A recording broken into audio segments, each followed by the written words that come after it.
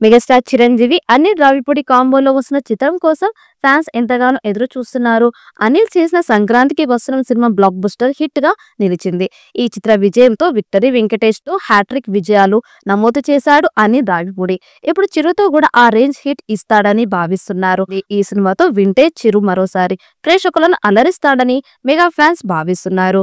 చిరు సరసన హీరోయిన్ గా పలువురి పేర్లు వినిపించగా ఫైనల్ గా కోలీవుడ్ లేడీ సూపర్ స్టార్ నయనతారకు ఫిక్స్ చేసిన భీమ్ సంగీతం అందిస్తున్న ఈ సినిమాని అత్యంత భారీ బడ్జెట్ తో షైన్ స్క్రీన్ బ్యానర్స్ పై సాహు గారిపాటి నిర్మిస్తున్నారు.